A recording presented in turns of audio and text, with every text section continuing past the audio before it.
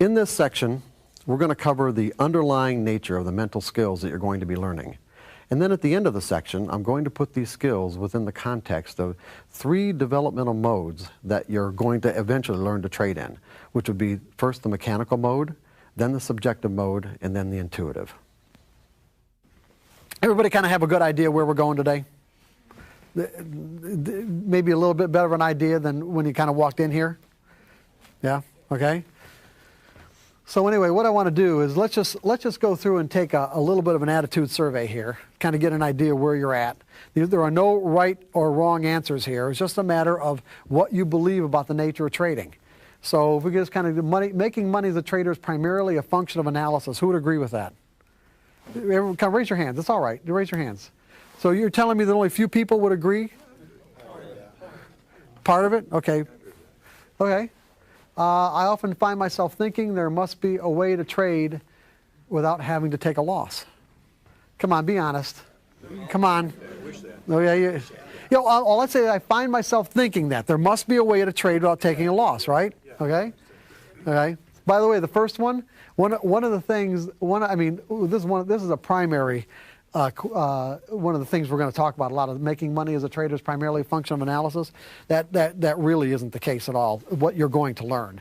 In other words, trading is execution.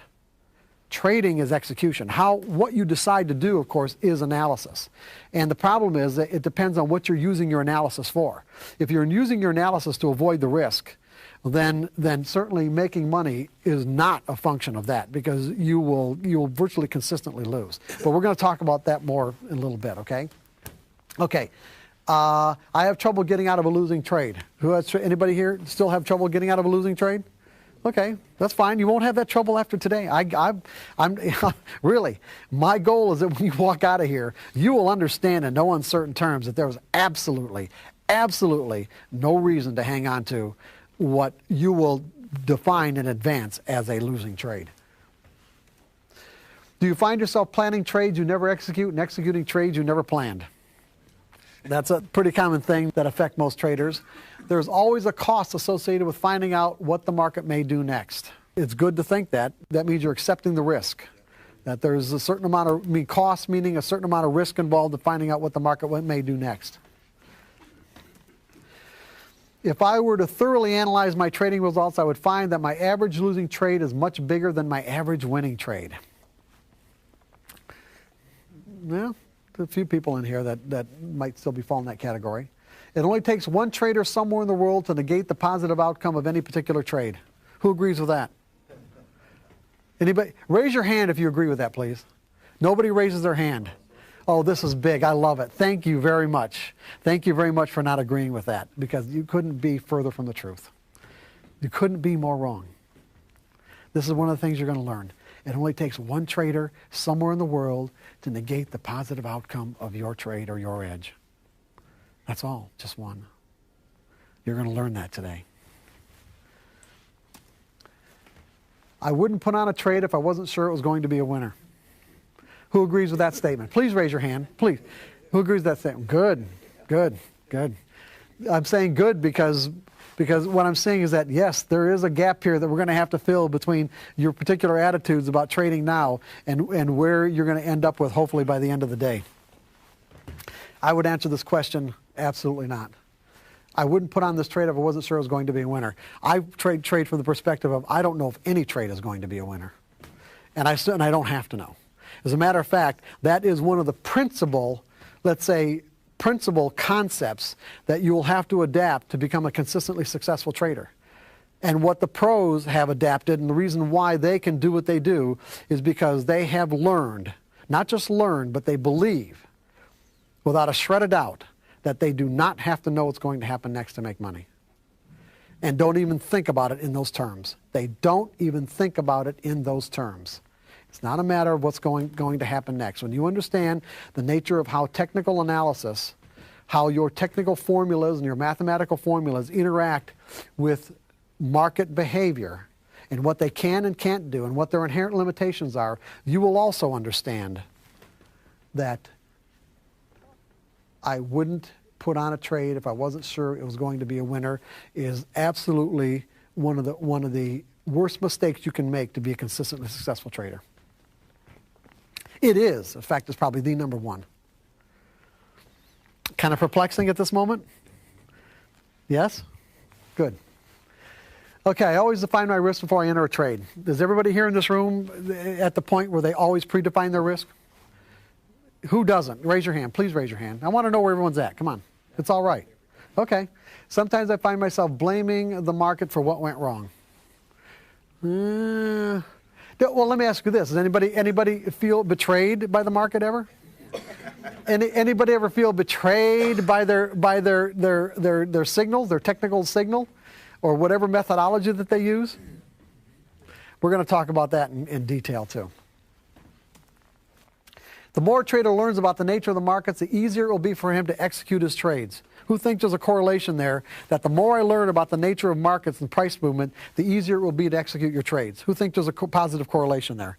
Okay, again, couldn't be further from the truth. There's a negative correlation there. The more you learn, the harder it's going to be to execute your trades. It depends on why you're learning it, of course, but we'll get into that.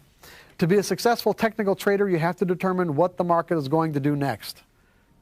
I already said that's not the case, so you'll know how to answer that one. But if I hadn't said it, how would you have answered it? Who would have said yes if I hadn't have already told you guys? A couple people? And you came to Houston? Oh, come on. Oh, come on. Okay, trading skills. Who are the professionals? We already talked about that. And why would it be beneficial to think like a professional trader? We already talked about that. What's the answer?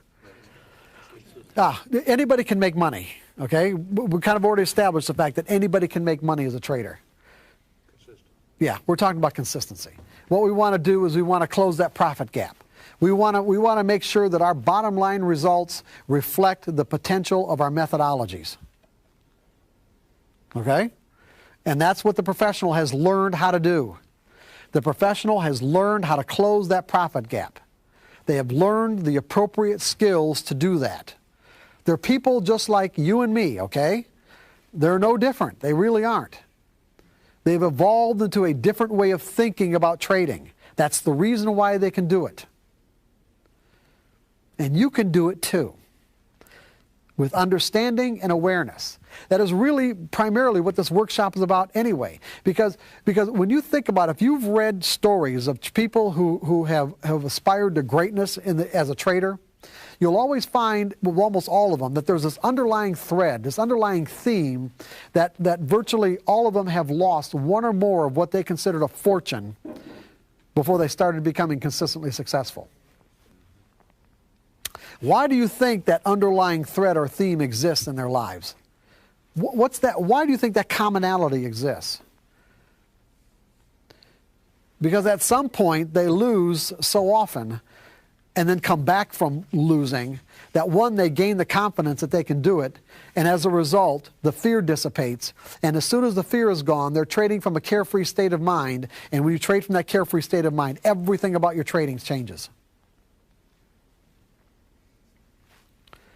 Remember that the primary skill that we're talking about here is simply trading without fear. This is a trading skill. It is the primary skill that you will have to acquire to create consistency, to trade without fear. What does consistency look like? I've already went through on the grease board here and showed you a consistently rising equity curve with the drawdowns, the normal drawdowns being a reflection of what? Can anybody remember what I said about that? What was that? Normal losses that reflect any trading methodology, right? Okay, what skills are necessary to experience a winning trade? Now, think about it. Now, I'm going to contrast, okay? I'm going to do a little bit of contrasting here. Just to show you one of the reasons why it can be so difficult to get even into a frame of mind where we start asking the appropriate questions about what do I need to really be consistently successful? Because what does it really take to experience a winning trade? What skills do you need? Anybody got any idea? What skills do you need to experience a winning trade? What? What's your name, sir? Maurice says a click of the mouse. Who's with Maurice on that? Come on, who's with Maurice on a click of the mouse? Got 1, 2, anybody else? 3, 4. He's absolutely right. That's all it takes. There are no other skills needed. No other skills needed other than the actual physical ability to put your finger on the mouse button and click in the buy or the sell, and you can find yourself in a winning trade. You can find yourself in a spectacularly winning trade, far beyond what you could ever imagine. And what skill did it take? What did it take? Just doing it. That's all. Just doing it at that moment. Do you need an edge? Do you even have to know what an edge is? Is it possible to just to walk up to your computer and the arrow happened to be on the buy button, you click and then find yourself in a winning trade? You didn't have an edge, did you? You just clicked it. What did it take? It took nothing. Do you need a plan? Need no plan. Do you need the discipline to execute the plan? No, you don't need that either, do you? Now, see, you're going to see the opposite of all this, of course, is what we're going to be talking about in terms of creating consistency. But go ahead. What you're saying is a blind squirrel will eventually find a nut. Sorry. What you're saying is a blind squirrel will eventually find. Did you say a squirrel? I'm sorry, squirrel. Squirrel. Okay, squirrel. Okay, go ahead. Yeah, I can click a mouse. You know, the arrow hits the buy. I click. I get a great trade. That's good. It's all the things that lead up to me. That's the implementation. But what about all the things that lead up to that implementation? Oh, I understand. I'm not negating that at all. I'm just saying that the reality is you don't need anything. That's all I'm saying, because I'm contrasting here. I'm just making a contrast between what you need to be consistent and what you need to win. Oh, okay. That's all I'm doing, okay? You just summed that up with what I was about to say. There's all the difference in the world between having the skills necessary to experience a winning trade as compared to having the skills necessary to consistently experience a winning trade. Absolutely. That's all I'm talking about here. Because see, because what this does is the not understanding this contrast creates what I call like a huge psychological gap. Because it's very easy for us to think that trading is easy. And if you believe that trading is easy, even if all your experience is starting to tell you that it's not, it doesn't mean that experience is dropping down to a level of realization where you change your behavior or change the way that you think about trading. If your first impression, if your first experience was that this couldn't be simpler.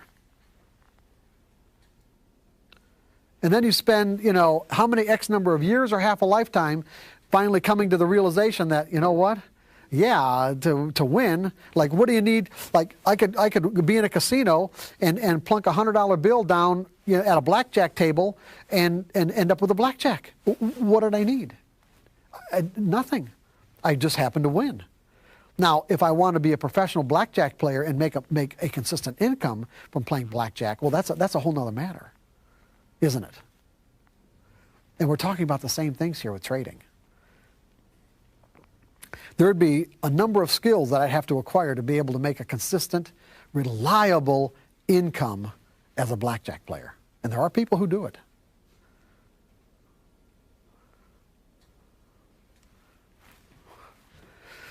Do you need a good reason to put the trade on to win? Do you need a good reason?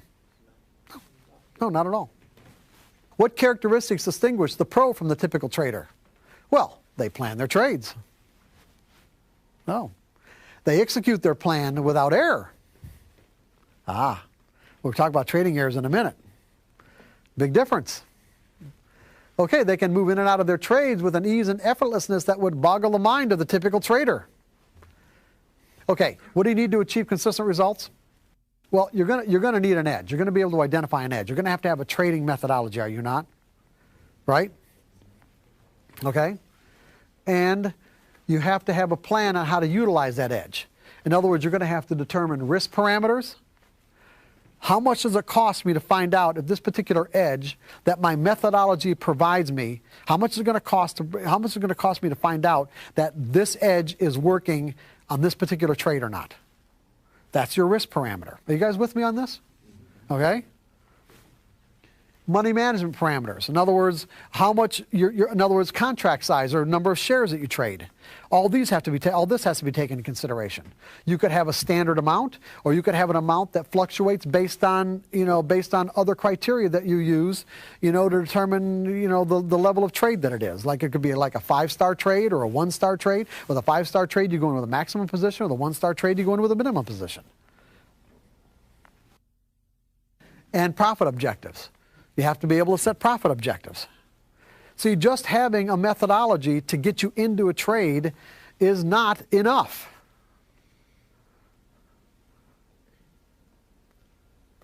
You have to be able to determine what the risk is on a consistent basis.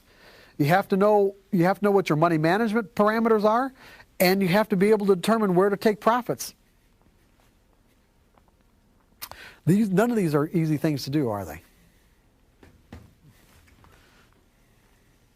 Trade execution. The ability to execute trades flawlessly so you can utilize your trading plan to its maximum potential. This is the big one right here. This is the area, because when you get right down to it, trading is about trading is execution. The act of trading is executing trades. And if you're going to execute trades, you're going to have to be able to do them without errors, because it doesn't make any sense to think that you will achieve a consistently rising equity curve if you're constantly making trading errors. Trading errors would be defined as mistakes. Mistakes that detract from your bottom line results. Now, the interesting thing about mistakes is that when you're trading from let's say the perspective of, it doesn't really take anything to win, then there really aren't any mistakes that you can make, because anything that you do could result in a winning trade for any reason. But when we're talking about making consistent money or an income that we can rely on, then everything changes about this. Everything changes. What I'm talking about here is I'm talking about these like 5 or 4 broad skill sets to be able to create consistent results, the kind of results that you can rely on as an income. You're going to have to learn an edge. You're going to have to acquire a trading methodology that gives you an edge. I'm defining an edge as that there's a higher probability of one thing happening over another. That's what an edge is. And we're going to learn the nature of probabilities here in a moment. You're going to have to have a plan on how you utilize that edge, meaning what the risk is, position size, and profit objectives. Then you're going to have to be able to execute. You're going to have to get to the point where you can execute that edge without making errors. For you to be able to execute that edge without making errors, you're going to have to learn how to trade from a carefree state of mind, meaning you're going to have to aspire to the point where you can trade without fear. And to trade without fear, you're going to have to learn how to think in probabilities. That's basically where we're going here. When I said this primary skill was learning how to trade without fear, learning how to trade without fear is a function of learning how to think in probabilities. Meaning we're going to set aside or move from thinking in a trade-by-trade mentality. In other words, what this trade is going to do for me right now, am I right or wrong on this trade? And we're going to move to a series of trades perspective, because that's what your methodology does anyway. Any trading methodology just gives you a win or loss ratio over a percentage of trades. In other words, if I take the same criteria that's in any kind of technical formula that's mathematically based, or a technical price pattern that you would be able to see visually, what we're going to learn is that my edge, meaning a higher probability of one thing happening over another, is simply going to give me a higher win rate over a series of trades. Let's say the next 20 trades. 1, 2, 3, 4, 5, 6, 7, 9, 10, 11, 12, 13, 14, 15, 16, 17, 18, 19, 20. And that the actual, on a trade-by-trade basis, I don't know which one's going to win or which one's going to lose in advance. There is no way for me to find out. There's no way for me to determine that. That on a trade-by-trade basis, no matter what reason or rationale that you come up with, is that there is no way to assure yourself that it's going to be a winning trade. There's nothing that can tell you that. That trading methodologies give you a win percentage, let's say 70% of the next 20 trades are going to be winners, there's no way I'm going to know which of the 70, which 12 or 13 are going to be the winners, or which 6 or 7 are going to be the losers. What you're going to learn, and this is what traders, the professionals have learned, is that there's a random distribution between wins and losses over any given set of criteria that define your edge. There's a random distribution. I will get a higher percentage of wins to losses, but I just don't know which trades are going to be. It requires a complete shift in the way you think about trading. When you make this complete shift, everything about your trading will change. Now, I'm expecting you to make it now because we're still in the introduction. We won't really get into the meat of this until a little bit, but this is where we're going, okay? That's all I want you to get. This is where we're going. You're going to genuinely learn how to think in probabilities. Because when you have genuinely integrated these concepts into your mental system at a functional level, your fear will go away. You do not need to lose everything to get to the point where you can figure out that, well, I've got nothing to lose anymore, so I don't have anything to be afraid of. You don't have to do that, okay? You don't have to do that. All you have to do is commit yourself to learn how to think about trading in another way, and your fear will go away.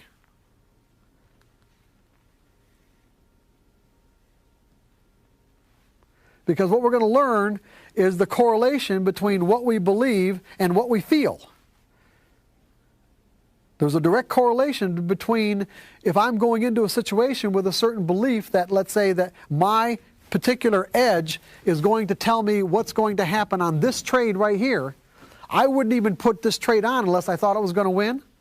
When you really understand the nature of price movement, which is what we're going to get into after we go through this section on skills, when you really understand that, you will never think that way again.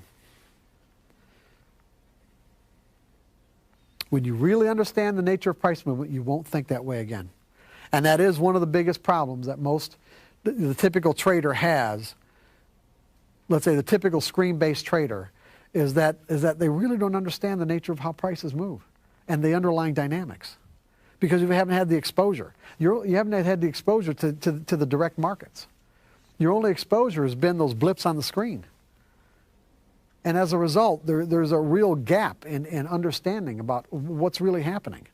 When you understand what's behind those blips, what's behind those photons that show up on your screen, when you really understand that, you will think about trading in another way, in a completely different way. It won't even occur to you to do some of the things that you're doing now. Won't even occur to you.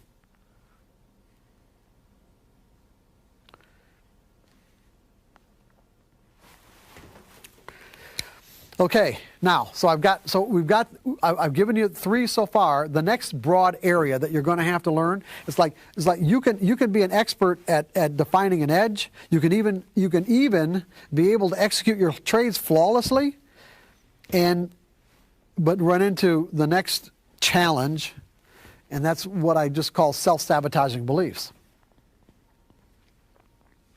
In other words, all of us have a sense of self-valuation. All of us have this sense that what we're worth as a person, you might say.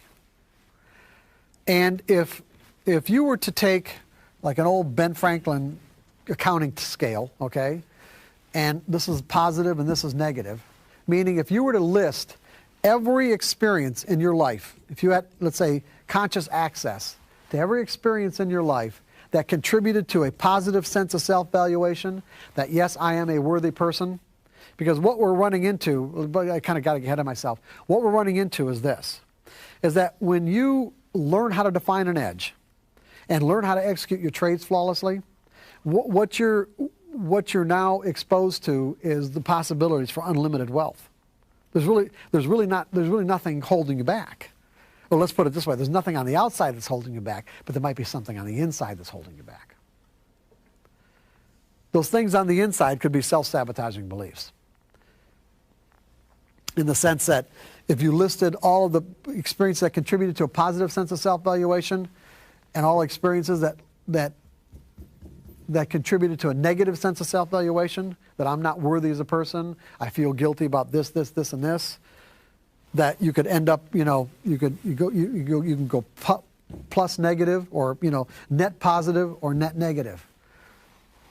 What could end up happening is that if you don't have the, let's say, the skills or the awareness to realize that as your equity curve, as you start making money, these internal forces, if you have net negative, these internal forces start building up to the point where they'll cause you to make unconscious trading errors, where you're not even really aware that you hit the sell button instead of the buy button, those kinds of things.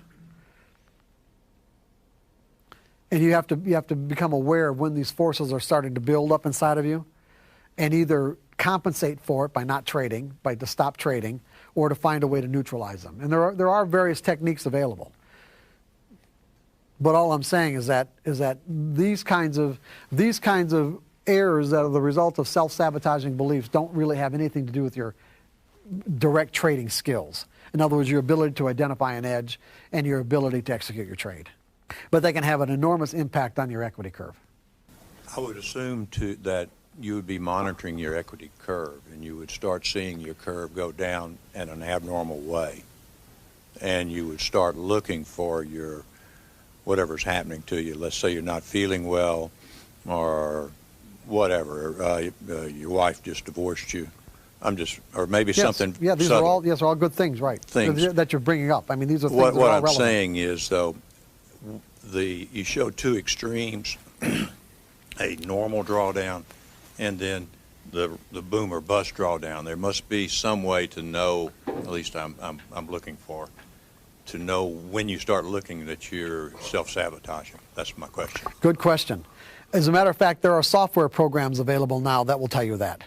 There are software programs available that will tell you when, in other words, I'll give you an example. I'll give you an example. When I was working with traders, with especially like hedge funds managers and larger traders, there are people, first of all, there are people that their sole job was, if they were, let's say they were central, here, let me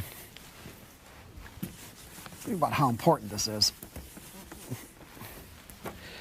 They had, let's say, they're in the middle, and they've got, let's say, 10 or 12 money managers. These are guys that all have, they're managing funds, okay? This guy's sole responsibility was to shift money from here to here to here to each manager based on chart patterns of their equity curves. In other words, they would chart the equity of these particular traders just like price patterns in the market to determine their potential for inordinately large drawdowns because of self-sabotaging beliefs. That's how sophisticated the market has become. That's how relevant these issues are. So that you can actually chart your equity, and then you start to go like this. Oh, well, and then do another one like that. Something's happening here, okay? I mean, it was really kind of amazing to me when I was working with floor traders especially. I mean, this one guy, this pops into my brain just as we're talking about this. I mean, he came in for a consultation, and he had his worst day in his life ever. Worst trading day, lost more money than what he's ever lost in his life. And I said, well, and it's like normally, almost virtually, in every case, something catastrophic is happening in that person's life. But what was always amazing to me is how much of a disconnect that the person would have between the catastrophic event in their life and what they ended up doing as a trader in the market.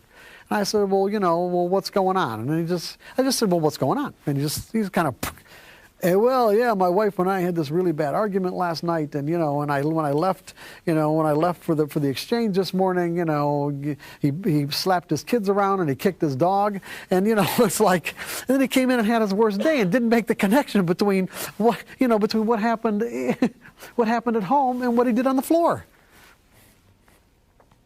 I mean, he might have felt completely justified with the argument that he had with his wife in slapping his kid around and kicking the dog.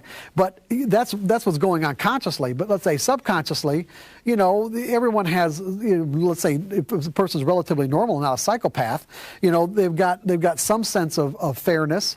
And he feels guilty about what he did, and he took that guilt out in the way he traded that day.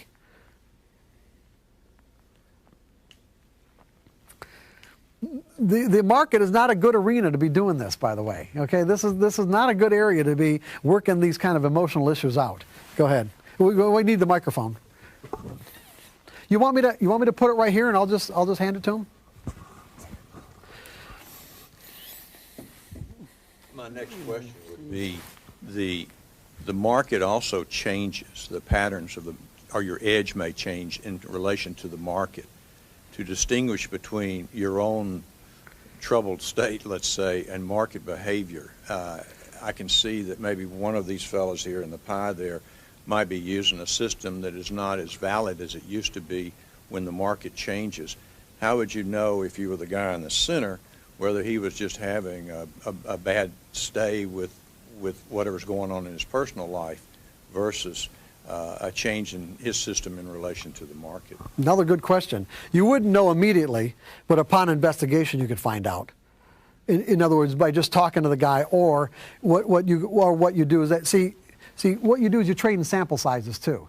In other words, when you have a particular methodology that has a defined criteria for when you get into a trade, what you do is you trade in a limited sample size, so that if you trade in 25 trade sample sizes, or like 20 or whatever, what you do is you analyze your results at the end of a sample size, and if your results are satisfying, then what you do is you take another sample size. If the results are not satisfying, then because you knew exactly what you did and under what circumstances you did it, you limited your variables. What you do is then you can go back and tweak your variables to see if you can improve your results. Because what's your name?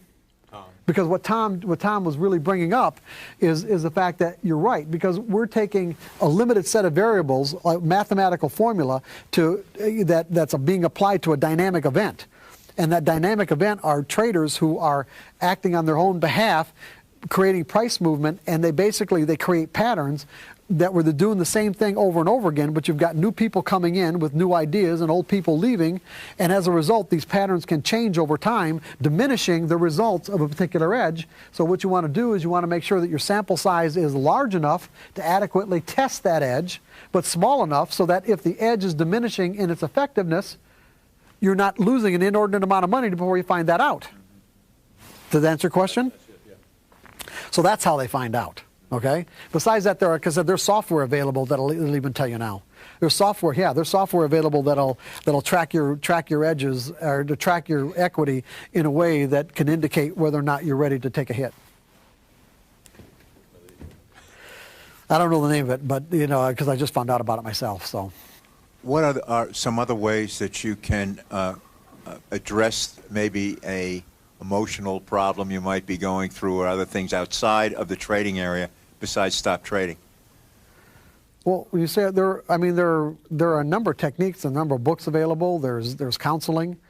You know, I mean, I'm going to make a recommendation of a particular book later on. You know, when we get into a little bit more detail, but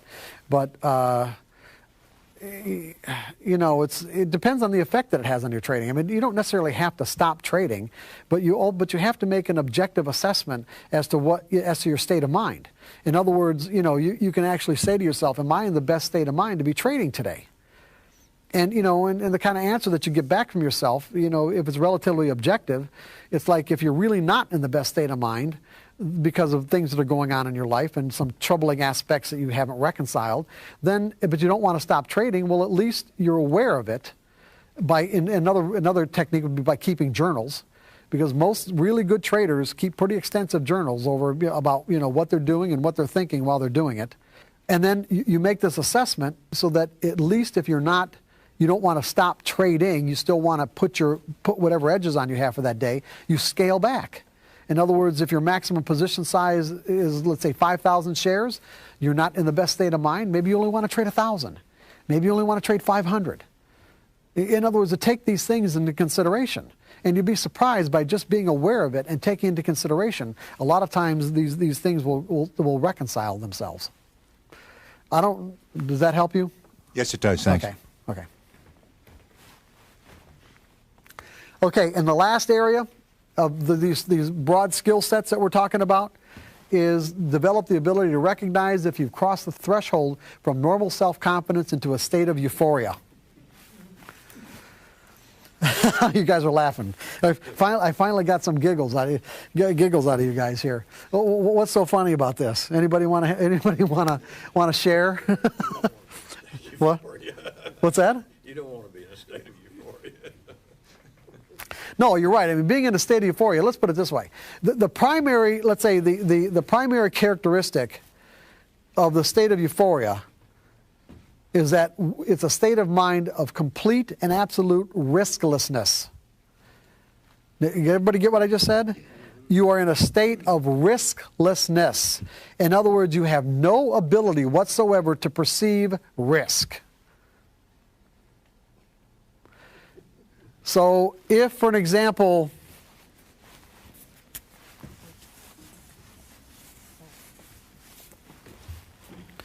if this line right here, if below this line represents normal self-confidence, and above this line is euphoria, and this threshold's different for everybody, by the way. I mean, there are certain chemicals that scientists have found that, that flood our mind and our body when we've crossed this threshold. I've worked with traders who will flip into a state of euphoria with one winning trade. Okay, usually for most people it takes more than one winning trade. But I have worked with people that they'll flip into a state of euphoria with one winning trade. Now the problem with this, and it's a great state of mind to be in. I mean, to be in in virtually a riskless state of mind. I mean, it's like, hey, it's really a cool place to be. But the problem is that when we're in a state of euphoria as a trader, it's virtually guaranteed that we're going to make a trading error. And the kind of trading error that we'll make in a state of euphoria usually has to do with position size. So for an example, if you normally only trade 1,000 shares, in a state of euphoria, it's like, okay, let's mortgage the house. Okay? It's like, let's go to 10,000, 20, 30, whatever. 1,000 shares. Because, you see, you absolutely know for a fact you wouldn't be putting this trade on if it wasn't going to work. See, you know for a fact. See, because you don't have any ability to perceive risk at all. Now the problem, even though it could even end up being a winning trade, it's not that the trade might not end up being a winner, but here's typically what's going to happen.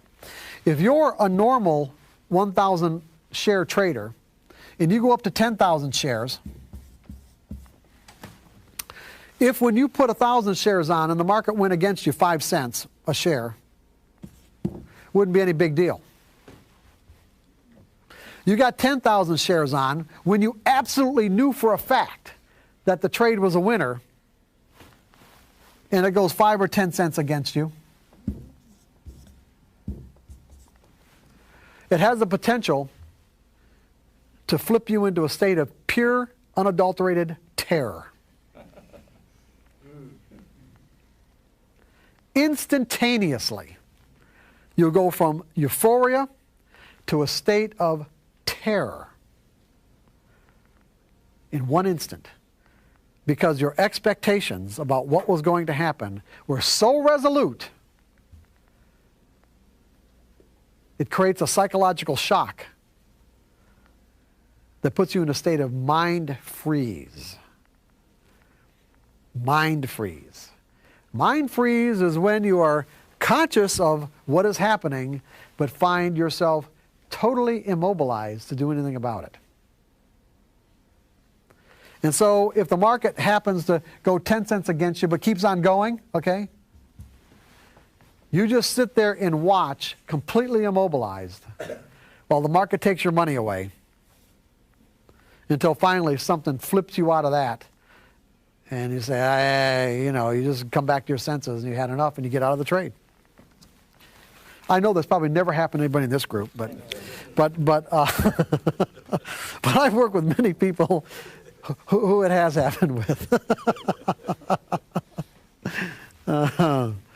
So this is not something unfamiliar to anybody here? The terror part, not It's like going literally from a state of mind, it's like literally going from heaven to hell instantaneously. And keep in mind the dynamics here. It was all based on your expectation. It's all based on your expectation.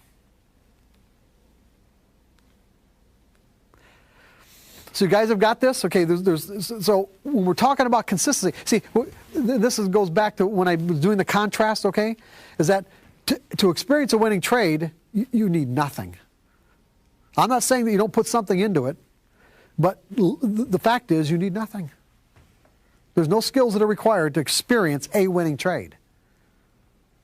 But to experience consistent results as a trader, the kind of results that you can rely on as an income, there's some pretty kind of profound skills that we're talking about, are we not?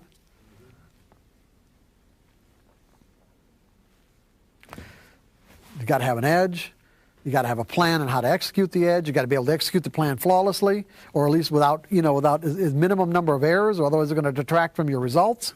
You got to be able to recognize when you might have some self-sabotaging beliefs that are rising to the surface, to saying, hey, this is too much money. Why do you think it is that you have probably read in some of the trading books, I'm sure you have read at some point, that someone gives you the advice that when you have windfall profits to stop trading and take a vacation? Why do you think that advice exists? Why do you think people have written that down? I just gave you the underlying dynamics for why that's true. It's not just the euphoria. No, it's not the terror afterward. It's the possibility for self-sabotaging beliefs coming in and saying, I am not worth this much money. Even though it's what I want. It's what I desire. It's what I've been working for. It doesn't mean that you believe you really deserve it. You have to believe you really deserve it to keep it.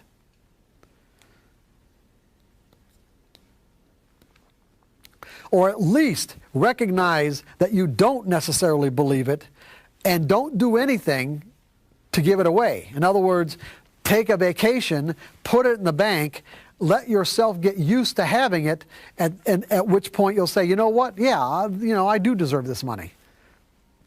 And then you'll be less likely to give it away.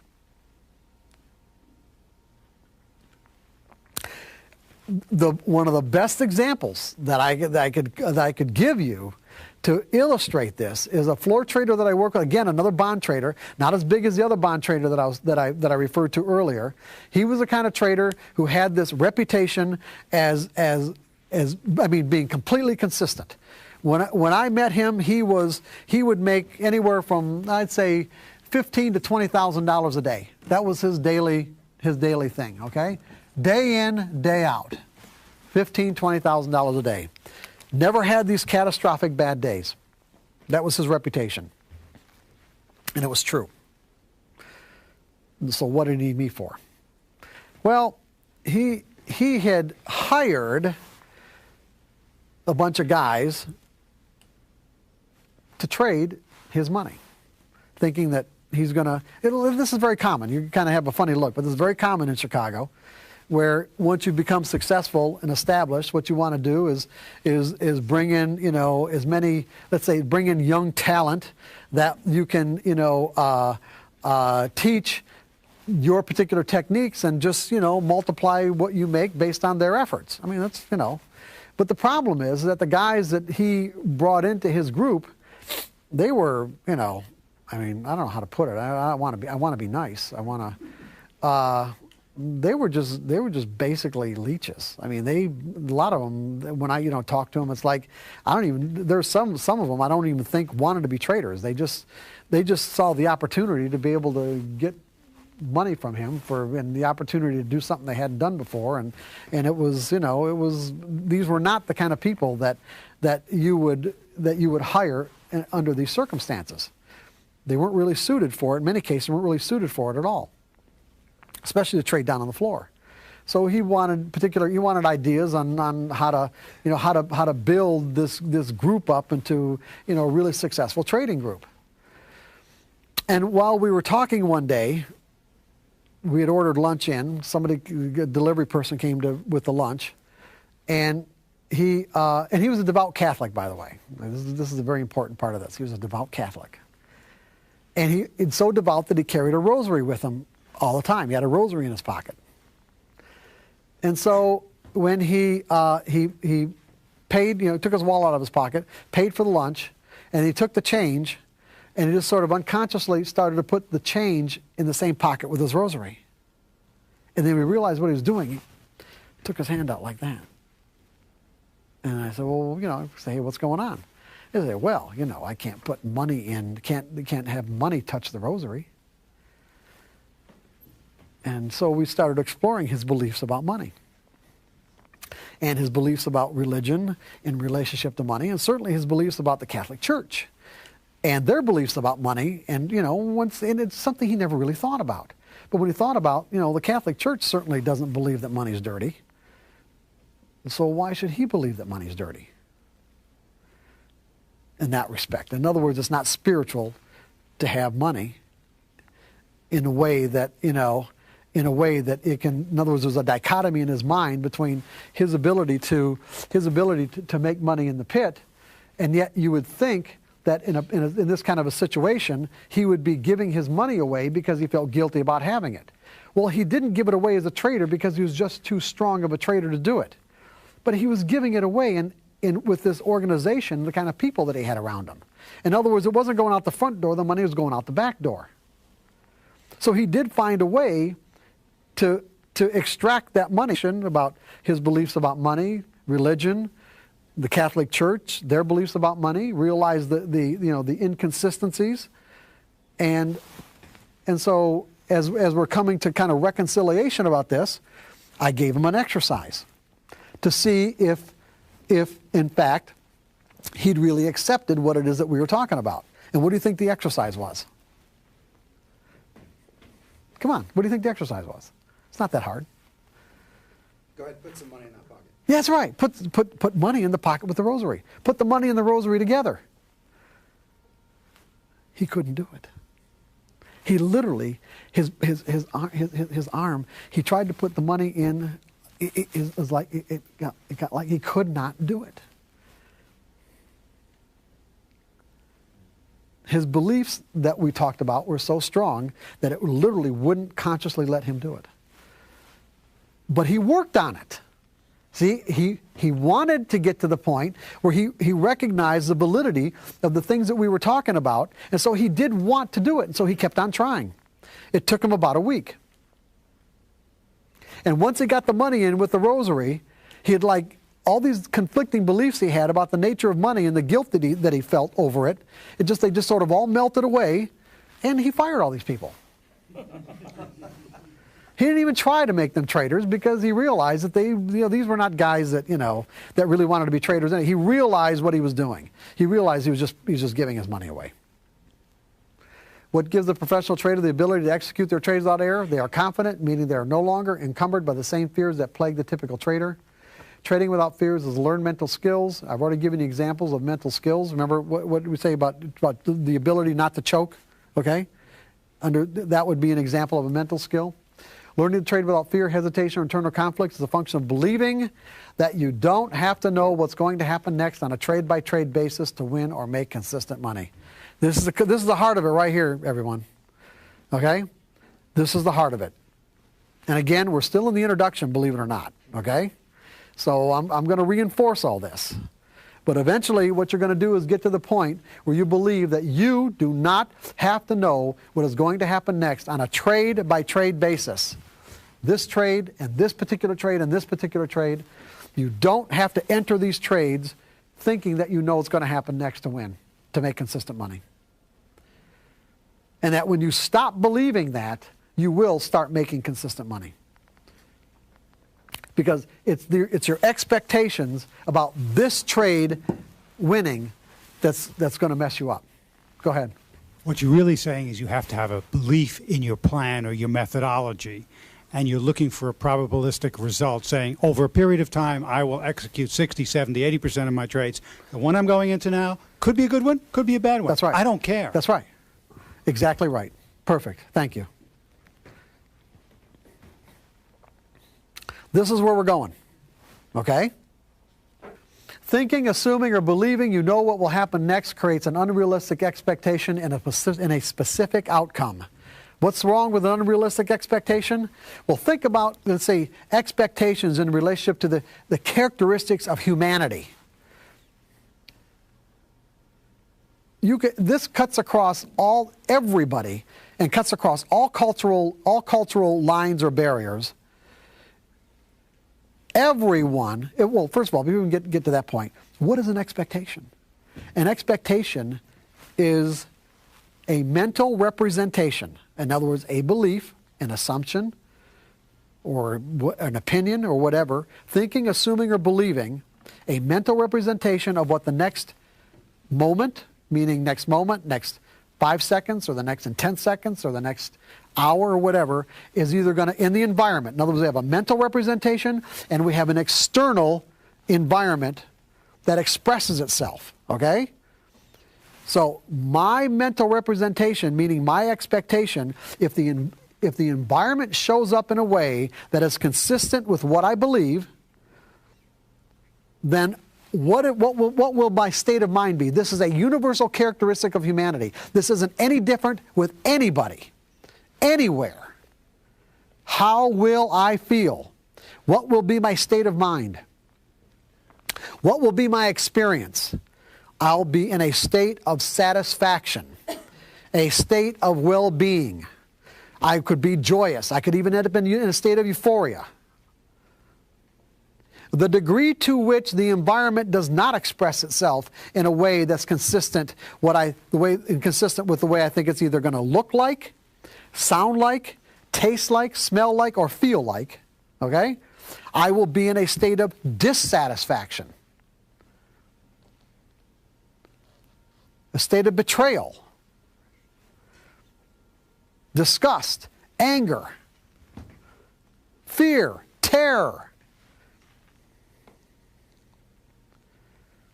Your ability to create consistent results as a trader is all about what you expect. When you change your expectations to be consistent with the way the environment, the market environment exists, the fear will go away. When you change your expectations in a way that's consistent with the way the actual market environment exists, your fear will go away.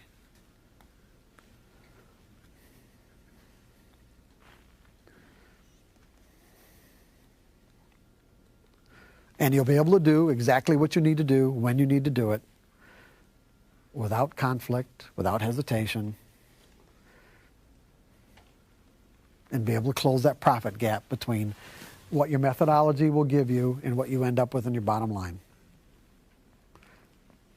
Unrealistic expectations cause us to define and interpret and therefore perceive market information as threatening.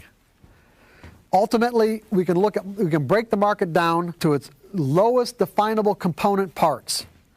If we break the market down to its lowest definable component parts, what we end up with is up and down ticks.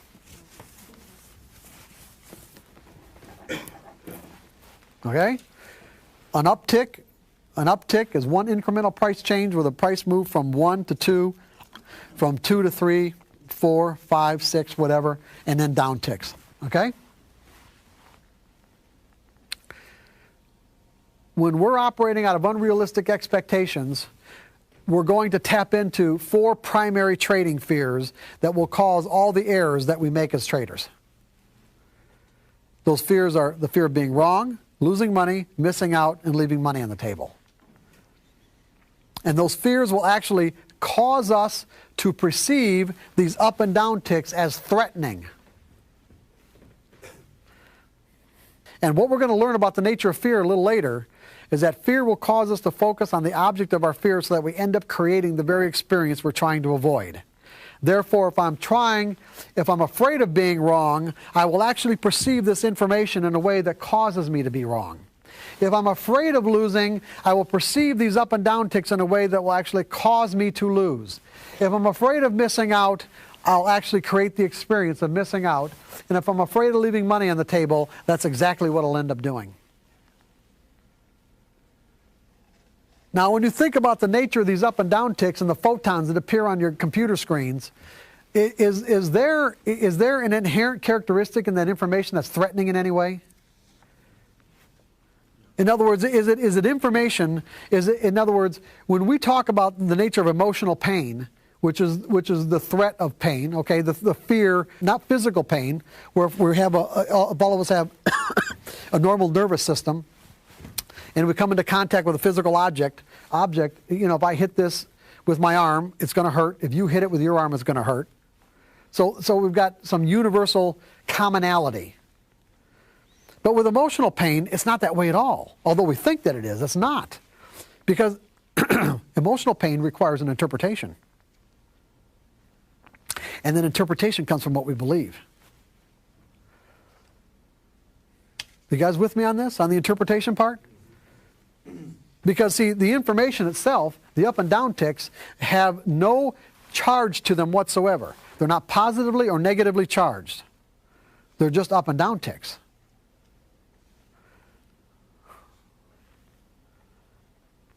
That, based on your ability to read those up and down ticks, tell you what the potential is for the market to move in any particular direction. If you're perceiving them as threatening in some way, that's definitely going to cause you problems when it comes to creating consistent results. In fact, you're going to find it impossible.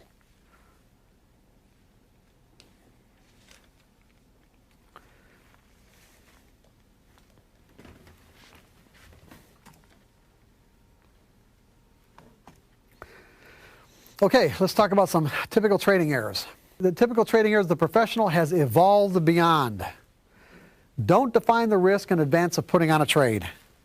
Why in the world, now, of all the trading books that you've ever read, out of all the workshops you've probably been to, I'm sure that you have been exposed to this particular piece of advice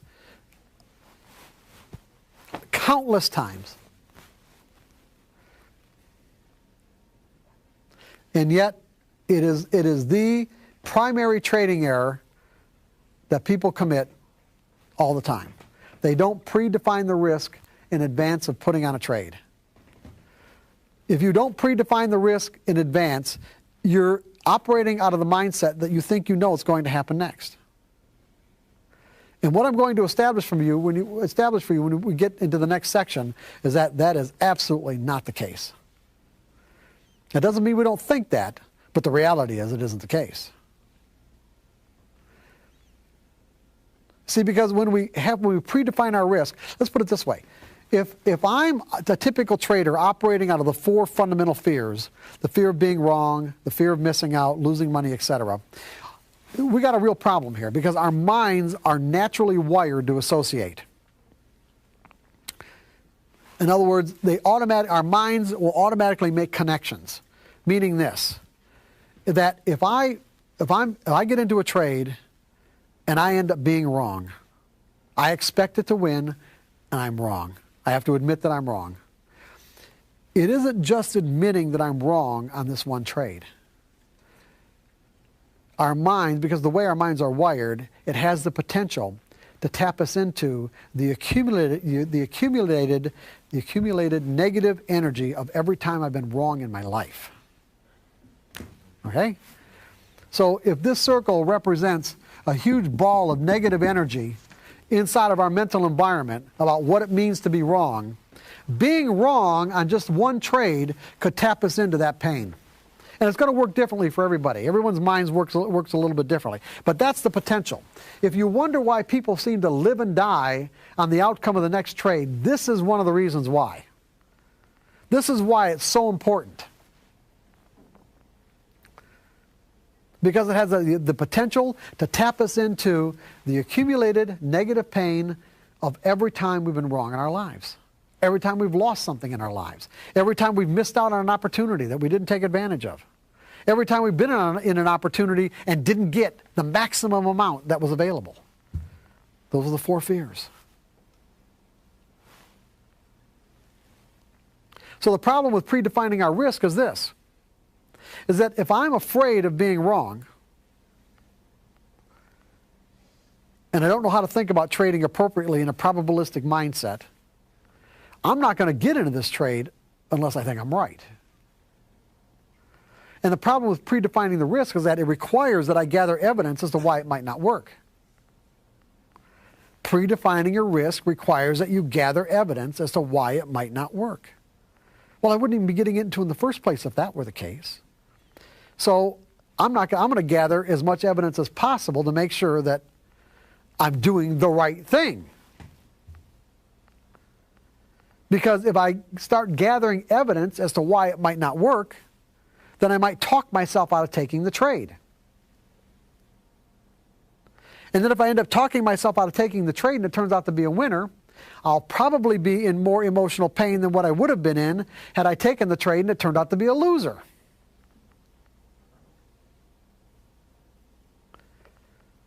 So I just make sure that I've got all my ducks in a row and I don't take the trade unless I do. And therefore, what I have done, now think about this, what I have essentially done is define the risk out of the trade. I've gone through a mental process in which I have literally defined the risk out of the trade.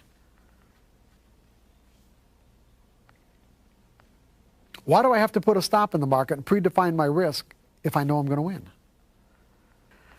A professional trader just doesn't think that way. They would not. I'm not saying that they never thought that way. I'm not saying that they didn't experience the exact same thought process that I just took you through. I'm saying they have evolved beyond it. They would never allow themselves to get into a trade without predefining the risk. In other words, what does the market have to look like, sound like, or feel like to tell me this trade isn't working? The next error, define the risk but don't take the loss, and it turns out to be a bigger loss.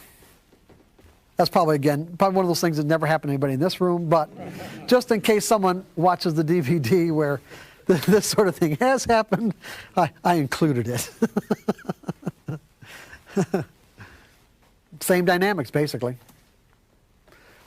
Hesitate, get in too late. Why are you going to hesitate? Why are you going to hesitate to get in? If the criteria that you use to define an edge is present in this moment, why would you hesitate?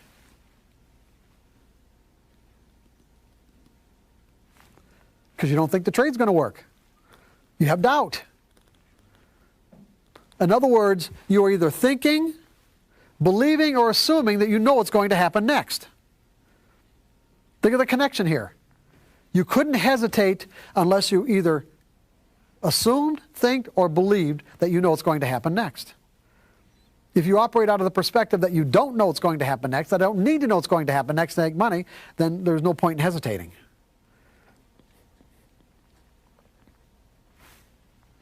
Jump the gun.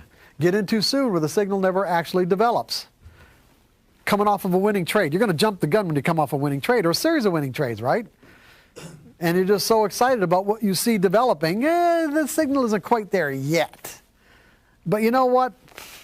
Let's get in before everyone else. And you never actually get a signal. That's a trading error. Now see, the point, that doesn't mean that you couldn't win. See, what you're going to find is that when you trade on what I call a trade-by-trade basis, see, we're going to make the distinction between trading trade by trade and trading over a series of trades. When you trade by trade, it means that each individual trade is like a life or death thing. In other words, I wouldn't be putting this trade on if I didn't think this trade was going to win. Not the opposite of that, which is I'm going to put on the next 20 trades because I think that 70 or 75% of them or 50% of them are going to win. There's a huge difference in perspective.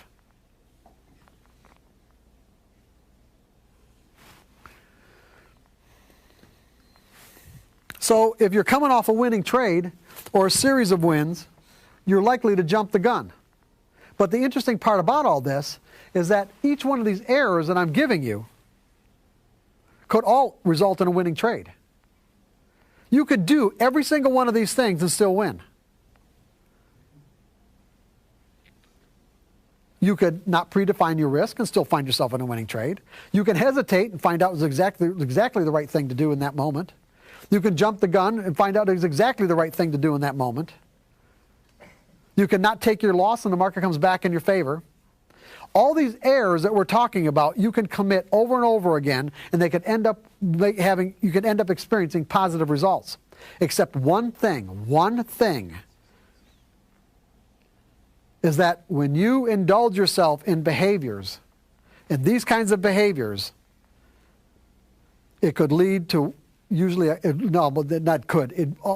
every time leads to a catastrophic loss. Catastrophic. You put on a trade without predefining your risk 3 or 4 times in a row and turns out to be a winner. And then the next one, you don't do it. That's the one that's going to be the catastrophic loss. See, so on a trade-by-trade basis, you can do anything for any reason and commit any error or what would be considered an error in the perspective of trying to create consistency and still win and still have winning streaks and still have a lot of fun. But you're setting yourself up for catastrophic losses.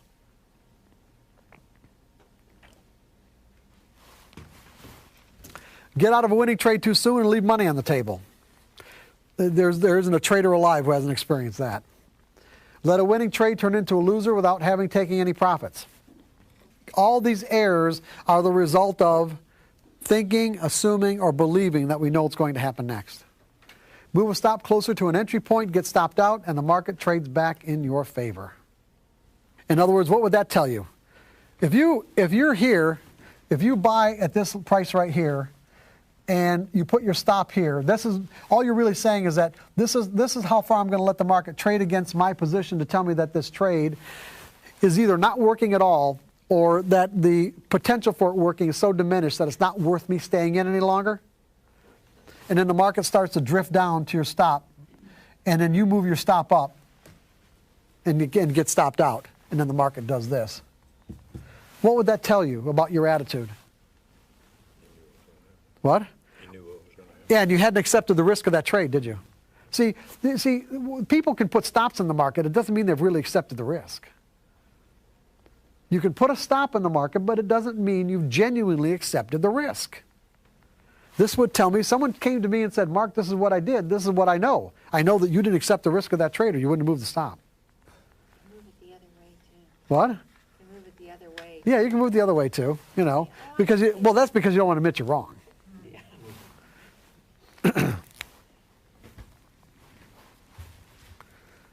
The professional trader is no longer susceptible to these typical trading errors because he's learned to think in probabilities. When you understand the relationship between how prices move and the mathematical formulas and price patterns that make up a trading methodology, quantifies that movement into tradable edges, then why you have to learn the skill of thinking in probabilities will become self-evident. In other words, when we get through the next section, the way you need to think, I want you guys to be at the point where it just becomes completely self-evident as to why you need to think in probabilities to make consistent money. It'll just make sense. It's just like, oh, yeah, okay. This makes absolute sense. The 3 developmental modes of trading. Now, I gave you the broad skill sets that you have to learn to create consistency. Well, those broad skill sets are within the 3, what I call 3 developmental modes of trading. There's mechanical trading, subjective trading, and intuitive trading. There's 3 stages. In other words, in mechanical, what you want to do is you want to trade with a rigid criteria that defines your edge. All execution decisions are made in advance of market activity. The market either conforms to your definition of an edge or not, and you execute your trades based on a plan. In other words, what you're doing in the mechanical mode of trading is you're limiting the number of variables that you're dealing with in the market. Because what you want to find out is this. You want to find out what works and what doesn't. This is where, to find out what works and what doesn't, you can paper trade. In other words, you can actually take a particular trading strategy and methodology and forward trade it with paper trading, or if you've got software that does the analysis for you, you can do it that way too. But it's better to probably paper trade it so that you're actually interacting with your particular variables that are defining an edge. So you're finding out what works and what doesn't. If you use an unlimited number of variables to define an edge, when you're trading randomly, you never find out what works and what doesn't. So you have to learn that. You have to have confidence in that. But the other part of it too is finding out whether or not your own personal psychology is made up in a way that you can actually execute that edge. And the problem with the execution part of it is that paper trading doesn't cut it. You actually have to have money on the line. And so what you do in the mechanical stage is that you use the mechanical stage as a means to learn trading skills. In other words, your focus is on skills and not necessarily on how much money you're making or not making. Because when you've acquired the appropriate skills, the money will simply just be a byproduct of those skills. And then what you do is that if you find that you cannot execute your plan, then you're going to have to get into a mode where you learn exactly how to do that, which is what we're going to get into later on. But the point is that what I recommend to people is that if they're having problems executing their trades, in most cases it's because their position size is too large. In other words, once they learn that there's a specific regimen in which they can learn to be consistent. You know, what they want to do is they want their cake and eat it too, sort of. In other words, they want to learn the techniques, but they don't want to cut themselves off from still making a lot of money. When the reality is they don't have the psychological skills to be able to execute trades based on the way they were trading before. So if they were a 5,000 share trader before, they'll set up these exercises that we're going to talk about later on in the afternoon with 5,000 shares and then completely blow it and can't do it. The reality is their psychological makeup is such that they may only be able to do it flawlessly with 10 shares. So I work with people who had to go down to 1.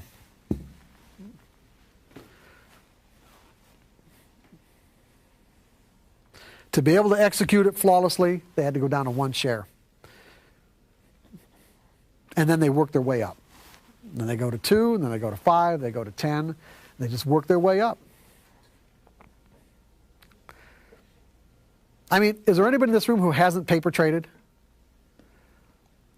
And is there anybody in the room who hasn't experienced being able to execute your trades flawlessly on paper?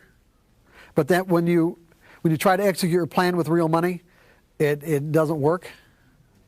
See, the plan's working, you're not working. This is what mechanical trading is all about, okay? Mechanical trading is finding out just how big that gap is. You cannot take for granted that because you recognize an opportunity to enrich yourself in some way, that you have the skills to be able to take advantage of it appropriately. You can't take it for granted, and most everybody does.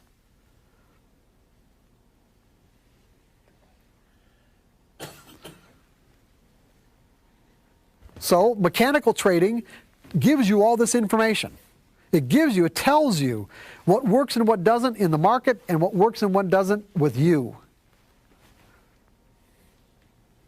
So that you know what you need to focus on to be able to make consistent money. You guys with me on this? Yes. Is it making sense? Okay, then you can evolve, if you want, to the subjective stage of trading, because you can make consistent money trading mechanically. Okay, but most people like to be able to use their rational thinking and process and try to figure things out. And the subjective stage of trading is simply, this is a broader, more flexible mode of trading where you use everything you've ever learned about the price movement to determine your edges. In other words, you know, all the different patterns you've learned, all the different nuances of market behavior will determine, you know, where you get in, how much profit you take, where you set your stops. You see, in the subjective mode of trading, if someone said to me, okay, I'm buying here and my stop is here, but the market's starting to come down to my stop, and I get out right here and I don't let myself get stopped out at my original spot. Truly, for someone who's evolved in the subjective mode of trading, that's all right. You can do that. Because you're not doing it out of fear, or you're not doing it out of the fact that you haven't accepted the risk. You're doing it because you recognize the pattern that the market is giving you is such that there's a high probability you are going to get stopped out, and so therefore you might as well just scratch your trade or get out with a little bit of a loss. It's not because you're afraid. There's a huge difference. You guys with me on this?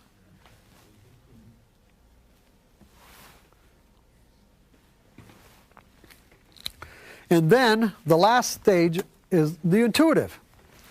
This is the most advanced mode of trading. It would be the equivalent to getting a black belt in martial arts. It's when you find yourself in the zone, tapped into the collective consciousness of the market, giving you a sense of the flow. If you look at the market as being, you know, a collection of individuals, you can tap into that. You can find yourself. It's not something you can will yourself into. You just find yourself into this zone where you're just seeing and doing things that you can't necessarily explain at a rational level. And the problem is that there are people, everyone has intuitive capabilities. There are, but some people it's completely shut off, and with others, you know, they don't trust it because, you know, they can't make the distinction between what's intuition and what's just their mind hoping that something's going to happen, or hoping that, you know, what they see is really what's going on, and making it feel like intuition.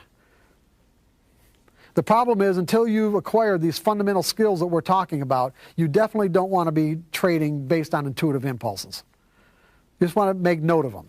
When you've got the skills, then find yourself in the zone, then go ahead and do whatever comes to your brain until you flip yourself out of it. Meaning, when you start thinking at a rational level, you flip yourself right out of the zone. Because your rational mind wants reasons. Your rational mind wants logical reasons, and these intuitive impulses don't come from that part of your brain. They come from that creative part of your brain. And by definition, creativity is bringing something forth that didn't previously exist. It may exist somewhere in the world or in the universe somewhere, but it didn't exist in your mind, and it's outside the parameters of what you already believe. So there's going to be an instant conflict between what you think at a rational level and your intuitive impulses, until you train your rational mind to accept your intuitive impulses. Got that?